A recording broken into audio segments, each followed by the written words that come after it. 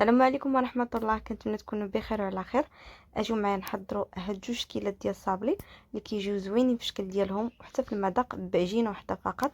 غادي نحضر معكم هاد جوج كيلات اللي كتشوفوا في الوسط، داك الشكل المربع وداك الشكل اللي داير، كيجيو لذاذ بزاف. هنا اول حاجه ناخذ قطعه درت فيها 250 غرام ديال الزبده ديال المارغرين، ضفت عليها كاس ديال سنيده وكاس ديال السكر كلاصي. الا بغيتو تجيكم الحلوه هشيشه بزاف، الصابلي ديالكم هشيش بزاف، كديروا جوج كيسان كلها سكر كلاصي. الا بغيتو تجيكم مقرمشه وفي نفس الوقت هشيشه، كديروا كاس ديال السكر كلاصي وكاس ديال السكر سنيده. هنا ضفت جوج كيسان ديال الزيت، من بعد ضفت 4 ديال، دخلت ديك الزيت مزيان مع المكونات الاخرى وضفت 4 ديال البيضات. خلطت المكونات كاملين صافي. من بعد هنا غادي نضيف واحد شويه من النكهه ديال القهوه، اللي ممكن تعوضوها بالنكهه ديال الكراميل او النكهه ديال الناطا. هادو ثلاثه كيجيو في الصابلي زوينين.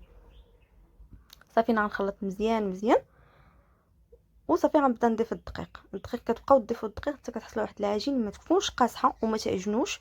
يعني كتضيفوا الدقيق، كتحاولوا غير تجمعوا الخليط ديالكم باطراف الاصابع، ما تعجنوش العجينه بحال كتعجنوا الخبز. صافي هنايا كنبداو نضيفوا الدقيق شويه بشويه حتى كتبان لينا العجينه بدات كتجمع، يعني ما كتبقاش مفرتته، كتبقى تجمع لينا. صافي هنا كنحصلوا على هذا العجين اللي كيكون لين، يعني كتكون رطبه بزاف دغيا، حتى ملي كندلكوها دغيا دغيا كتمشي. كندلكوها بين جوج بلاستيكات باش هكا كتسهل علينا. صافي كنقطعوها هكا بالطابع اللي يكون مربع، ما تقطعوش رقيقه بزاف لان ما غنديرش نديرو جوج ملاصقين، غنديرو غير وحده. يعني من الاحسن ما تكونش رقيقه بزاف وما درناش الخمارات كيف ما شفتوا معايا. صافي هنايا قطعت كذلك هذا الشكل هذا داير. غادي نطيب الصابلي وفي هذا الاثناء غادي ندوز باش نحضر دوك لي موتيف ديال الشوكولات اللي غادي نزينو بهم من الفوق. هنا ذوبت الشوكولات، ضفت معاه شويه ديال النشا، غادي نخلط مزيان مزيان وغادي نبدا نعمر دوك الليمون ديال البلاستيك على هذا الشكل. هذا الشكل هذا داير بحال الشكل ديال السبوله وداير، وكذلك شكل ثاني اللي درتو على شكل تاج. صافي كنعمروهم وكندخلوهم للثلاجه. ملي كيكون الحال بارد راه دغيا كيجمدوا، ملي كيكون الصاد ضروري كندخلوهم للمجمد.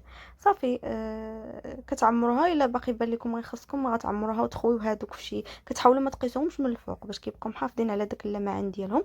هنا بالنسبه للتعليكه حضرتها بالعسل، ذوبته، ضفت معاه الشكلاط ابيض حتى تسخن العسل مزيان وداب، عاد ضفت معاه طفيت عليه وضفت عليه الشكلاط ابيض وشويه ديال الكليكوز.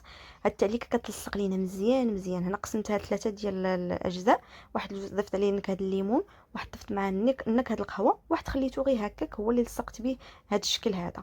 لانني ما حضرتش، يعني ما درتش انا غير هاد الشكيلات، حضرت شحال من شكل، غير انا صورت معكم غير هاد جوج. صافي هنا كنلصقوا دوك لي موتيف ديال الشوكولاته على هاد الشكل، وداك الفراغ انا غادي نعمر بالعقيق اولا المهم كتعمروا باش ما بغيتو. صافي بالنسبه لهاد الشكل هاد الشكل هذا دائما كتلصقوا لي موتيف ديال الشكلاط على الظهر ديال الصابلي، يعني ماشي من الفوق، الظهر اللي جا محطوط على اللاطه على هاد الشكل هذا. صافي هنا عمرتها كامله بالتعليكه من فوق منها حيت غادي نلصقوا فيها حتى الكاوكاو كونكاسي. صافي ملي كنتبتوا لي موتيف ديال الشكلاط كنعمروا الباقي ديال الباقي بالكاوكاو كونكاسي. صافي وكيكون هذا هو الشكل ديال الحلوه ديالنا. هنايا حضرت كذلك الشكل اللي كتشوفوا معايا في التحت، وكذلك الغريبه ديال المعلكه، وكذلك الشكل ديال التمر. هادو كلشي كنت حضرتهم معكم قبل. شفتوا معايا هذا الشكل هذا، درت ليه هكا الملمع من الفوق وعمرت داك الفراغ بالعقيقات. ان شاء الله تجربوها وتنال الاعجاب ديالكم، وبصحه وراحه.